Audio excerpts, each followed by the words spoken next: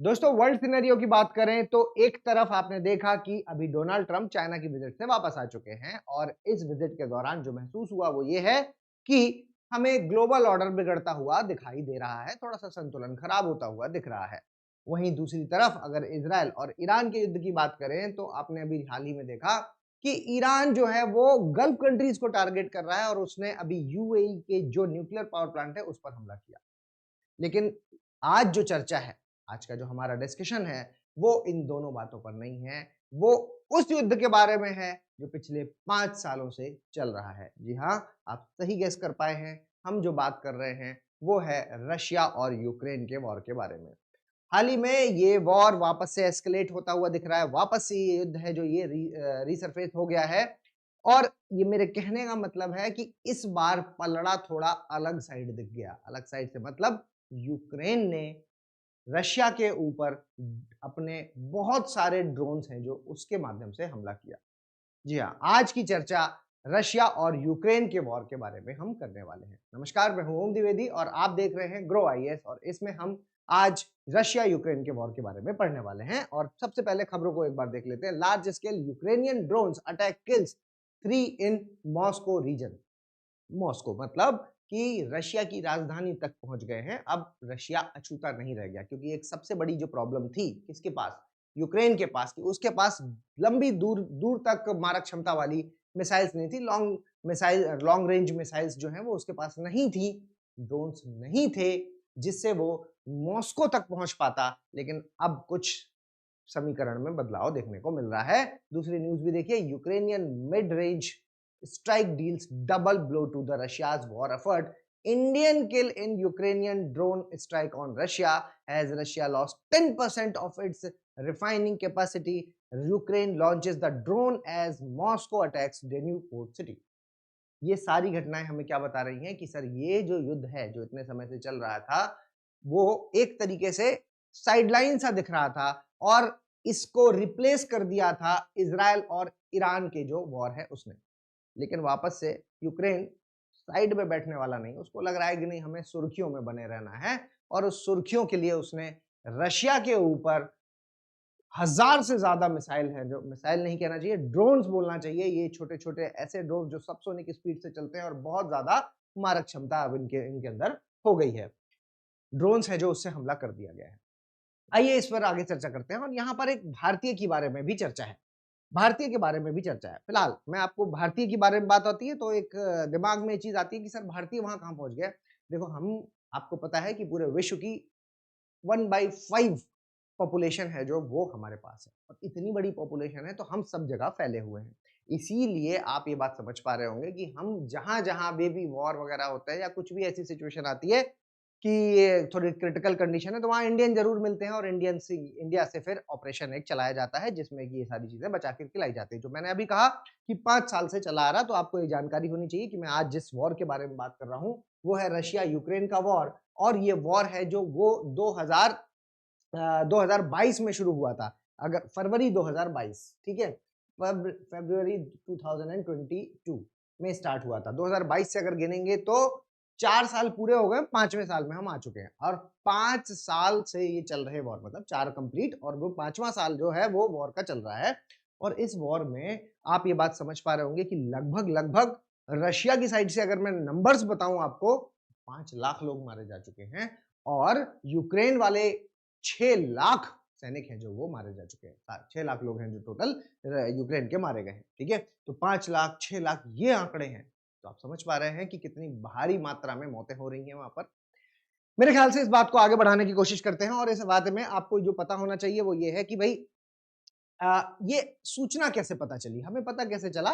तो देखिए, ये बात सीधे कहीं बाहर से नहीं आई है। व्लादिमीर पुतिन ने एक तारीफ में अपने ये बात है जो उन्होंने यहाँ पर बताई है कि भाई देखो, हमने रशिया के ऊपर 1000 से ज्यादा है जो वो ड्रोन्स है जो वो मारे। रशिया है जो वो ये भी कह रहा है कि मतलब आंकड़े की अगर बात करें तो उन्होंने क्या की, ये स्ट्रेटजी अपनाई है जो ईरान से सीखी होगी शायद, ये स्ट्रेटजी कि इतने सारे ड्रोन्स मारो, इतने सारे ड्रोन्स मारो, उनमें से कितने भी ये न्यूट्रलाइज करेंगे, कुछ तो बचेंगे ही बचेंगे।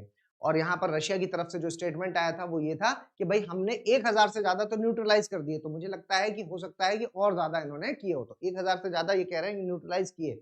लेकिन अब न्यूट्रलाइज किए या नहीं किए, तस्वीरें जो बता रही हैं वो ये है कि हमला भीषण हुआ है, हमला भीषण हुआ है और इस भीषण हमले में ठीक ठाक नुकसान रशिया की तरफ भी हुआ है। जो रशिया अभेद्य माना जाने वाला रशिया की, रशिया में एक सुपर पावर जो एक लंबे समय तक अपनी लेगेसी मेंटेन कर चुका है रशिया, वो रशिया अब कहीं कमजोर होता हुआ भी नजर आ रहा है, क्योंकि यूक्रेन जैसा देश जो कभी उसका ही हिस्सा हुआ करता था, जब हम यूएसएसआर की बात करें तो यूक्रेन भी कभी यूएसएसआर का ही हिस्सा हुआ करता था, लेकिन आज वो रशिया को आंख दिखाने की बात करता है। ठीक है, चलिए आगे बात करते हैं कि ड्रोन्स के बारे में थोड़ी सी बात कर लेते हैं। और ये यही ड्रोन्स आप देख पा रहे हैं कि इन्होंने खूब ड्रोन्स है जो वो डेवलप कर लिए हैं। और ड्रोन देखो, जिसने भी जो भी अभी ड्रोन्स पर टेक्नोलॉजी पर काम कर रहा है ना, ड्रोन टेक्नोलॉजी पर जो भी काम कर रहा है वो आप मान के चलिए कि एज पर है, एज पर है, क्योंकि ये छोटे छोटे से एक तरीके से छोटे छोटे से मिसाइल्स हैं जो आप समझ पा रहे होंगे कि सर सब सोनिक स्पीड से चलती हैं, पता भी नहीं चलता और जाकर के ठीक ठाक नुकसान है जो वो लॉस है जो वो कर जाती है। ठीक है, और यहाँ पर आप इस मैप में देख पा रहे हैं कि ये सारी वो लोकेशंस हैं जहां पर है कि ड्रोन अटैक किए गए हैं, रशिया को टारगेट किया गया है। और एरियल व्यू से ये बताया जा रहा है कि ये देखो मॉस्को है और मॉस्को के आसपास कितने सारे ड्रोन्स हैं जो वो हमले हुए हैं। ठीक है, कितने सारे ड्रोन हमले हैं जो वो यहाँ पर देखने को मिल रहे हैं। ठीक है, अब बात यह है कि यूक्रेन का डिफेंस के बारे में थोड़ा सा आपको पता होना चाहिए कि भाई डिफेंस के मामले में यूक्रेन कैसा है। देखिए, डिफेंस में हमेशा से यूक्रेन अच्छा रहा है। यूक्रेन के पास जो नहीं था वो थी कि लॉन्ग रेंज मिसाइल इनके पास नहीं थी, इनके पास कमी थी लॉन्ग रेंज मिसाइल की। यूक्रेन ने अभी 2 मिसाइलों की चर्चा यहाँ पर हो रही है, फ्लैमिंगो क्रूज मिसाइल, ये क्रूज मिसाइल है ध्यान रखिएगा, और एक यूक्रेन की नेपच्यून मिसाइल। क्रूज मिसाइल, थोड़ा सा मैं यहाँ पर आपको डिफरेंस बता देता हूँ कि क्रूज मिसाइल में और बैलिस्टिक मिसाइल में क्या अंतर होता है। एक होती है बेटा बैलिस्टिक मिसाइल जो ऐसे जाती है पैराबोलिक और ऐसे करके मारती है। ठीक है, तो अगर कोई मिसाइल पैराबोला में आ रही है तो ऊपर से जब वो आएगी तो उसको डिटेक्ट कर लिया जाता है, आसान हो जाता है। और जो क्रूज मिसाइल होती हैं वो सरफेस के बिल्कुल पैरेलल पैरेलल जाती हैं और जाकर के मार करके आती है। ठीक है, समझ पा रहे हैं आप इस बात को कि जब वो पैरेलली जा रही है कोई मिसाइल तो वो क्रूज मिसाइल की कैटेगरी में है, और ये जो बैलिस्टिक होती है वो पैराबोलिक आती है। तो एक बेसिक डिफरेंस आपको पता होना चाहिए। खैर, फ्लैमिंगो जिसकी हम बात कर रहे हैं, इसकी 3000 किलोमीटर तक की रेंज है, 3000 किलोमीटर तक की रेंज है। वॉरहेड आप देख पा रहे हैं 1150 किलो का वॉरहेड है जो वो लेकर के साथ अपने जा सकती है। वहीं दूसरी मिसाइल जो चर्चा में है वो है नेपच्यून मिसाइल, और यूक्रेन की जो नेपच्यून मिसाइल है ये 200 माइल्स तक ही जा पाएगी, लेकिन 2000 पाउंड तक का वजन अपने साथ कैरी कर सकती है। ठीक है, 2000 पाउंड, 2000 पाउंड तक का वजन है जो वो अपने साथ कैरी कर सकती है। ये बात आप ध्यान में रखिएगा। तो ये और वैसे भी आप समझिए कि जब मैं डिफेंस टेक्नोलॉजी के बारे में बात करूंगा तो भारत में भी जो वॉरशिप्स हैं, भारत में भी जो वॉरशिप्स हैं उनका इंजन हम यूक्रेन से ही मंगवाते हैं। ठीक है, तो आप ये बात समझ पा रहे होंगे कि सर वहां पर ठीक ठाक टेक्नोलॉजी है जो वो उन्होंने डेवलप कर ली है। ठीक है, और ये इनके पास जो लॉन्ग रेंज मिसाइल नहीं थी इतने लंबे समय में, ये जब से वॉर जो 4 साल का पीरियड आप देख रहे हैं इसी पीरियड में इन्होंने डेवलप की। आप ये भी बात कहीं ना कहीं आपके दिमाग में आ रही होगी कि सर क्या यूरोपियन कंट्रीज ने हेल्प की? हो सकता है कि हो, टेक्निकल हेल्प की हो, पैसे की तरफ से हेल्प की हो, कुछ भी हो सकता है। लेकिन फिलहाल बात यह है कि डेवलप कर ली है, और डेवलप कर ली है तो रशिया के लिए अब खतरा बढ़ गया है। अब इनके पास ड्रोन्स की अच्छी टेक्नोलॉजी वाले ड्रोन्स और दूसरा मिसाइल्स है, जो मिसाइल सिस्टम इनके पास अब आ चुका है, भले ही वो यूरोप की मदद से आया हो लेकिन आ चुका है। ठीक है, थोड़ा सा पास्ट के बारे में बात करते हैं कि सर अचानक से ये डेट क्यों चुनी गई, क्या हो गया, इनकी वापस से कैसे लड़ाई वड़ाई शुरू हो गई। तो अगर मैं थोड़ा पास्ट के बारे में आपको बताऊं तो आप समझिएगा कि ये है एक परेड का आप देख रहे हैं व्यू, ये है बेसिकली विक्ट्री डे के बारे में बात। तो सुनिएगा मेरी बात, रशिया विक्ट्री डे सेलिब्रेट करता है। विक्ट्री डे कौन सा युद्ध जीता है? विक्ट्री डे का मतलब देखो, ये सारी चीजें क्यों सेलिब्रेट की जाती हैं, जो हमारे भी देश में आप देखते हैं कि हम लोग इंडिपेंडेंस डे, रिपब्लिक डे, ये सारी चीजें जो भी हम सेलिब्रेट करते हैं उसके पीछे कहीं ना कहीं एक उद्देश्य होता है कि हम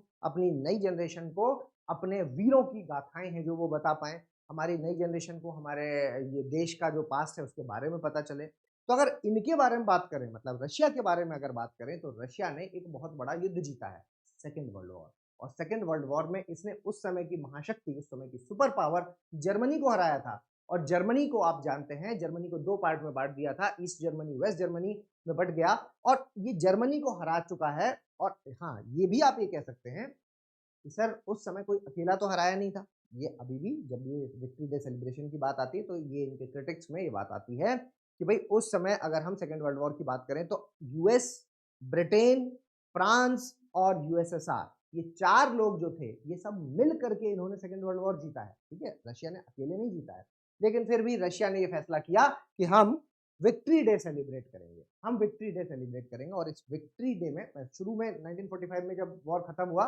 तब शुरुआत में तो नहीं करते थे, लेकिन हाँ उसके 20 साल बाद इन्होंने शुरुआत कर दी थी और विक्ट्री डे सेलिब्रेशन इनका जारी है।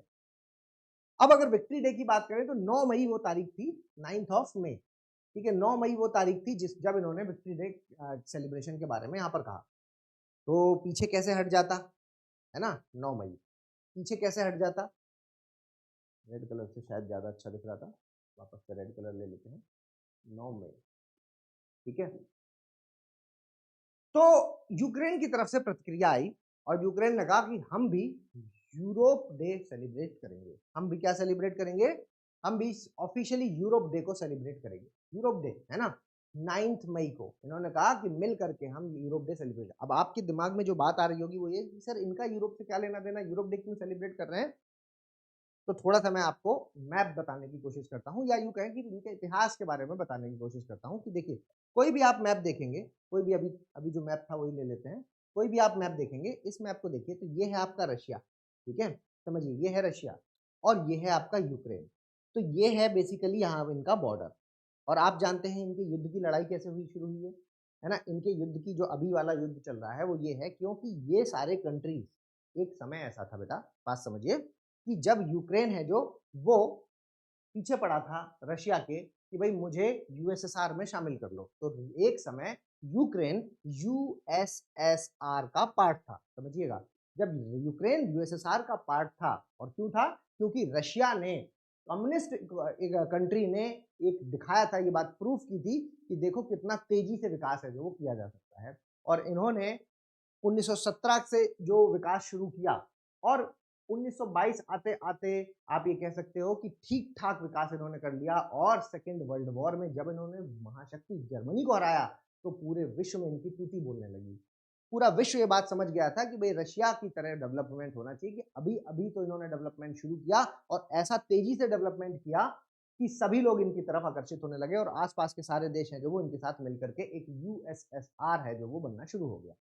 खैर, समय बदला और समय बदलने के बाद रशिया ने अपना जो ध्यान था वो एक तरीके से कंपटीशन में लगा दिया।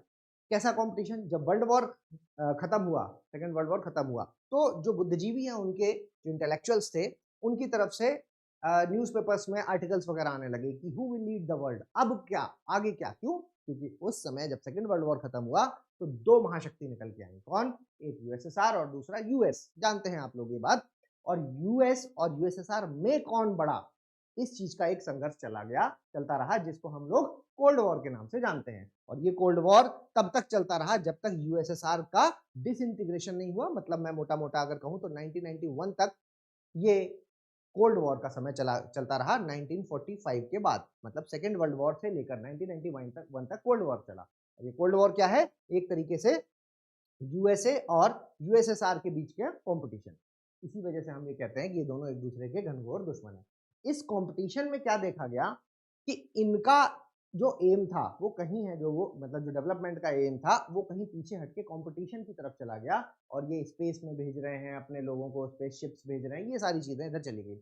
यूएस ने भी बदले में कंपटीशन किया, लेकिन क्योंकि ये डेमोक्रेटिक इकोनॉमी था तो इकोनॉमी वाइज ये मैनेज कर ले गया और ये सस्टेन कर ले गया। ठीक है, उसके बाद 1991 के बाद आपको पता है कि फिर मोनोपोलर वर्ल्ड बन जाता है। शुरुआत की थी मैंने आज के इस वीडियो की कि वर्ल्ड में वर्ल्ड ऑर्डर है जो वो चेंज हो रहा है। तो वर्ल्ड ऑर्डर 1945 के बाद कैसा चला है, बाईपोलर चला है, बाईपोलर चला है। और उसके बाद 1991 के बाद वापस से मोनोपोलर हो गया। मोनोपोलर, बाईपोलर क्यों कह रहा हूं, क्योंकि 2 देश है। और फिर उसके बाद मोनोपोलर क्यों कह रहा हूं, क्योंकि इस समय वापस सिर्फ और सिर्फ यूएसए बचा और कुछ दूसरा देश नहीं था इनके पास अब जिसने लीड किया। तो 1991 के बाद से जो अभी तक लीड कर रहा है वो है यूएसए। अब आप ये कह सकते हैं कि सर इस समय का सिनेरियो बदल चुका है और अब मल्टीपोलैरिटी की ओर वर्ल्ड जा रहा है। जी हाँ, बिल्कुल सही है, लेकिन आज का टॉपिक वो नहीं है। आज का टॉपिक बस मैं बैकग्राउंड आपको ये बताना चाहता हूँ कि भाई एक समय क्या हुआ कि रशिया और ये यूक्रेन, ये दोनों एक साथ थे, यूएसएसआर थे, लेकिन जब ये डिसइंटीग्रेट हो गया, अलग हो गया, तो यूक्रेन ने कहा कि मुझे नाटो में मिलाइए। क्यों? क्योंकि यूएसए ने भी तो, जैसे इसका यूएसएसआर बना, वैसे यूएसए ने अपनी भी एक मिलिट्री पावर बनाई जिसका नाम है नाटो। उसने कहा कि भाई मुझे नाटो में मिला लो। तो आज तक की जो रेस चल रही है वो इसी चीज की चल रही है कि यूक्रेन को नाटो में नहीं मिलाया गया है। अभी तक यूक्रेन नाटो में शामिल नहीं हुआ है। और इस समय ये जब जेलेंस्की जब से प्रेसिडेंट बने, है ना, तो जेलेंस्की के बनने के बाद से चीजें हैं जो वो ज्यादा एस्केलेट हो गई कि कहीं ये नाटो में शामिल ना कर लें। जो यूरोप हैं ये कहीं, या नाटो कंट्रीज हैं जो यूक्रेन को नाटो में शामिल ना कर लें। तो इसलिए रशिया ने, ये रशिया कभी नहीं चाहेगा कि नाटो की तोपें हैं जो वो यहाँ पर आकर के खड़ी हो जाएं। ऐसा तो कभी नहीं चाहेगा कि हम नाटो की मिसाइल मेरे दरवाजे पर आके खड़ी हो जाए। तो उसने कहा कि, उसने पहले 2-4 बार ये बात बोली कि भाई मीटिंग कर लो, बता दो मुझे कि आप इसको शामिल तो नहीं कर रहे हो, लेकिन ऐसी कोई मीटिंग हुई नहीं। तो इसने हाबड़ ताबड़ में 2014 में आकर के क्रीमियन पेनिनसुलार, ये वाला पार्ट, आप ये नीचे का ये वाला हिस्सा क्रीमियन पेनिनसुलार है जो यूक्रेन का पार्ट था, इस पर कब्जा कर लिया। किसने? रशिया ने। वहां से इस युद्ध की शुरुआत होती है। 2014 में जब क्रीमियन पेनिनसुलार कब्जा हुआ तो जाकर के इस युद्ध की शुरुआत हुई, और फिर उसके बाद से वापस 2022 में ये युद्ध है जो वो एस्केलेट हो गया। फरवरी 2022 से अभी भी लगातार चले जा रहा है।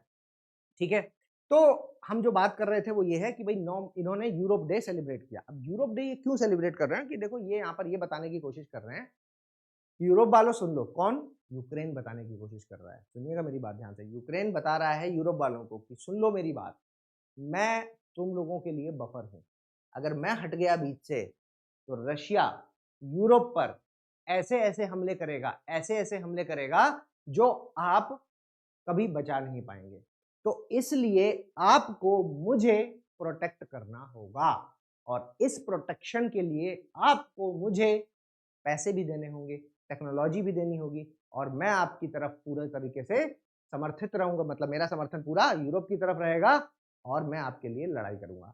यूक्रेन के प्रेसिडेंट का इसमें अपना पर्सनल लाभ भी है। कैसे? बात करता हूं अभी। पहले आप ये समझिए कि इन्होंने कहा कि भाई देखो, क्योंकि मैं पूरी तरीके से यूरोप की साइड हूं तो मुझे यहां से हेल्प मिलनी चाहिए। तो अब हम सेलिब्रेट करेंगे यूरोप डे। तो मेरे ख्याल से थोड़ी सी क्लैरिटी आई होगी इस बात पे कि सर इन्होंने यूरोप डे के लिए क्यों कहा। जी हाँ, इन्होंने यूरोप डे के लिए कहा कि भाई हम पूरी तरीके से यूरोप डे सेलिब्रेट करेंगे, और synchronising its commemoration with the European Union member states highlights share the democratic values, peace, culture, unity. ये सारी बातें इन्होंने यहाँ पर कही, और फिर उसके बाद यहाँ पर यूरोप डे को सेलिब्रेट किया। इस बात से नाराज होकर, इस बात से नाराज होकर के ये जो अभी रिसेंट का हमला हुआ है, मैं इसका रीजन बता रहा हूँ कि ये जो विक्ट्री डे और यूरोप डे सेलिब्रेट हुआ है, इस बात से नाराज होकर के 12 से 15 मई तक दे दनादन हमले हुए हैं। दोनों ने एक दूसरे पर हमले किए। तो खैर नाराज हो गया रशिया की, ये क्या है, आप उनके साथ कैसे सेलिब्रेट कर रहे हो। और रशिया जब नाराज हुआ तो रशिया ने यूक्रेन की बहुत सारी जगहों पर हमला करना शुरू कर दिया। 12 तारीख को इन्होंने हमला किया, 13 तारीख को फिर उन्होंने हमला किया, फिर उधर से हमला आया, फिर वापसी में फिर हमला हुआ। 15 तारीख को इन्होंने, रशिया ने, आपको पता होना चाहिए कि इस 22 मई से जब ये युद्ध शुरू हुआ 2025 से, सॉरी 22 से, तो ये वाला जो पार्ट है ना, ये किनारे का रेड रेड वाला, ये वाला जो पार्ट है, ये यूक्रेन का जो पार्ट है, ये रशिया के कब्जे में आ चुका है। दोहान्स्क रीजन है इसमें, लुनास्क रीजन है, लुहान्स्क, दोनास्क, क्रीमिया, ये सारा हिस्सा है जो ये इधर वाला जो सारा हिस्सा है, ये सारा हिस्सा रशिया कब्जा कर चुका है। और अब हमला रशिया से नहीं हुआ, यहाँ पे आकर के हुआ। मतलब उन्हीं की टेरिटरी से उन्हीं को हमला किया गया। ये नहीं कहना चाहिए कि उनकी टेरिटरी है, क्योंकि अब तो रशिया ने उस टेरिटरी पर अपना कब्जा कर लिया है। ठीक है, तो यहाँ से हमले हैं जो वो खूब हुए। तो ये 12 से 15 तक के हमले हैं जो आप देख रहे हैं कि भीषण हमले हुए हैं, खूब बिल्डिंग विल्डिंग सब तोड़ी गई हैं। दोनों ने एक दूसरे पर ठीक ठाक हमले किए हैं, लेकिन इस हमले में जो मजे की बात देखी गई वो ये है, यूक्रेन मॉस्को तक पहुंच गया और अपनी मिसाइल सिस्टम, ड्रोन सिस्टम है जो वो उसने डेवलप कर लिया है। अब मैं आता हूं अपने इंटरेस्टिंग पार्ट पर, दूसरे पार्ट पर, जो मैं आपको यहां पर ये बताना चाह रहा हूं कि ये जो सुपर पावर है, कौन? रशिया, इससे अकेले इतना छोटा सा यूक्रेन नामक देश कैसे लड़ रहा है? तो उसके पीछे कहीं ना कहीं PURL है। PURL क्या चीज है? ये एक इनिशिएटिव है। फुल फॉर्म अगर मैं आपको इसको बताऊं तो प्रायोरिटाइजिंग यूक्रेन रिक्वायरमेंट लिस्ट। मैंने जैसा कहा ये बीच में बफर बन के खड़ा है कि भाई अगर मैं हट गया बीच से तो रशिया ऐसे युद्ध करेगा यूरोप पर जो आप संभाल नहीं पाओगे, तो इसलिए मेरी मदद करो। और यहाँ पर नाटो और यूएस का ये एक इनिशिएटिव है जो कि क्या कर रहा है, यूक्रेन को स्ट्रेंथन कर रहा है, मजबूती दे रहा है। कैसे मजबूती दे रहा है? पैसा दे रहा है, टेक्नोलॉजी दे रहा है, ठीक है, हर तरीके की मदद दे रहा है। और इसमें इन्होंने फिक्स किया है कि नाटो के सभी देश 500 million dollar, million dollar, 500 million dollar सभी देश अलग अलग, ठीक है, सेपरेटली 500 मिलियन डॉलर है जो वो यूक्रेन को देंगे ताकि इनको वॉर में कोई प्रॉब्लम ना हो। समझिएगा ये बात, है ना। तो PURL है जो ये बहुत, अब मैंने एक लाइन बोली थी कि भाई इस वाले जो वॉर है इसमें जेलेंस्की को भी कहीं ना कहीं फायदा है। जेलेंस्की को क्या फायदा है? जेलेंस्की को ये फायदा है कि देखो ये पहले कॉमेडियन हुआ करते थे और फिर उसके बाद प्रेसिडेंट बन गए, और प्रेसिडेंट बनने के बाद अब ये कभी नहीं चाहेंगे कि मैं इस गद्दी से हटूं, और इसी बीच युद्ध हो गया इनके टाइम पीरियड में। अब जब तक ये युद्ध चल रहा है तब तक चुनाव वापस होंगे नहीं, चुनाव वापस होंगे नहीं, तो एक फायदा तो ये कि ये युद्ध चलता रहे ताकि मेरी गद्दी बची रहे, ठीक है, क्योंकि चुनाव ही नहीं होंगे तो इनका कार्यकाल आगे खिंचता रहेगा। तो एक तो इनका फायदा आप लोगों ने ये देखा कि भाई सीधे ये कभी नहीं चाहेंगे कि वॉर एंड हो, है ना, क्योंकि वॉर एंड होते ही हो सकता है दोबारा चुनाव हो और जनता नाराज होगी कि तुम्हारे पीरियड में ऐसा हुआ, तुमको वापस नहीं बनाएंगे, हो सकता है। दूसरे अगर फायदे की बात करें तो भाई जो खर्च की बात है, पैसा कहाँ से आ रहा है सर, इतना देश चोएस चलाने के इतना लॉस हो रहा है जो, तो ये पैसा है जो वो PURL से आ रहा है। और इस PURL का पैसा जो प्रेसिडेंट है वो अपने पर्सनल खर्चों में, ऐसा नहीं है कि सिर्फ वॉर में खर्च कर रहे हैं, अपने देश में जो भी पर्सनल जरूरतें हैं उन पर भी ये खर्च है जो वो किया जा रहा है।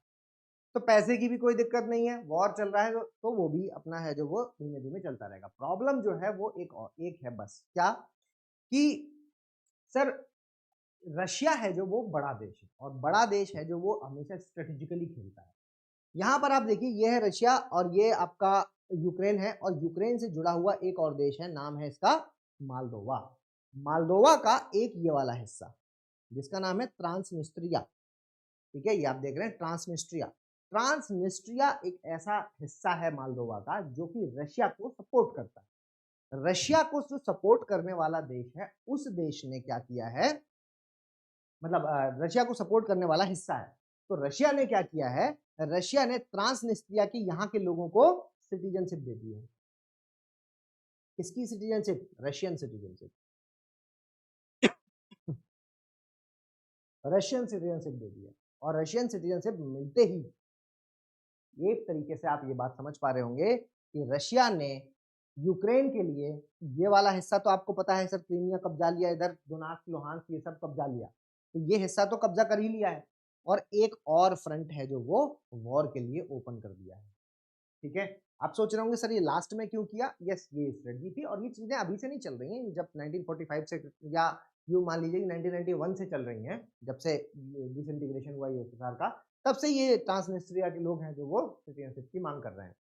और इस समय एक आर्टिकल है जो वो ये बात बताता है कि भाई क्या जरूरत पड़ गई अचानक से यहाँ के लोगों को मेंबरशिप सिटीजनशिप वगैरह देने की। तो इसके पीछे का एक बहुत बड़ा रीजन जो मैंने शुरुआत में आपको बताया वो है लोगों की जान की हानि, ठीक है।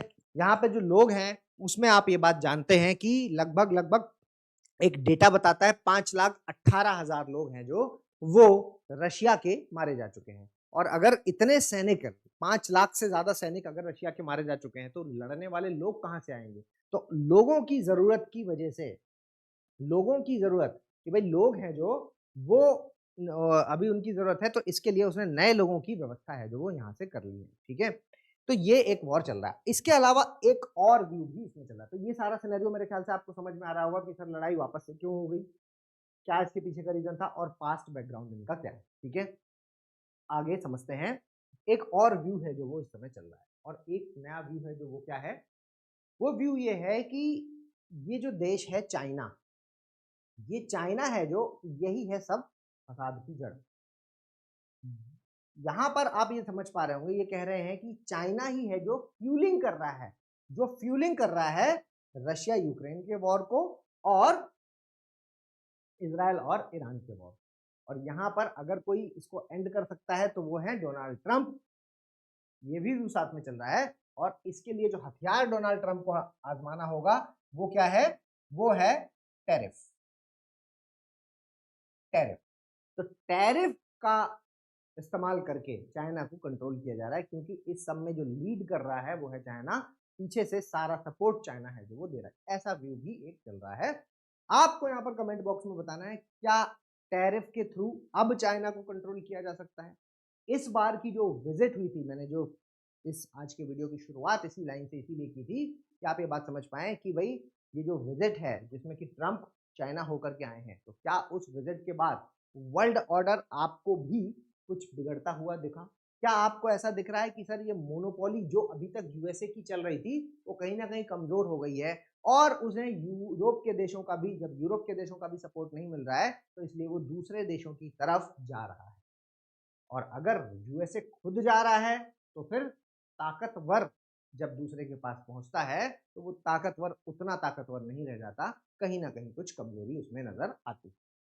तो ये सारी बातें थी जो आज मुझे आपके साथ डिस्कस करनी थी। बाकी आप हमें फॉलो कर सकते हैं, ये सारे हमारे सोशल हैंडल्स हैं, इनके थ्रू आप हमें सपोर्ट कर सकते हैं। और अगर अभी तक आपने हमारे चैनल को सब्सक्राइब नहीं किया तो प्लीज़ सब्सक्राइब करें। Thank you so much. Thank you.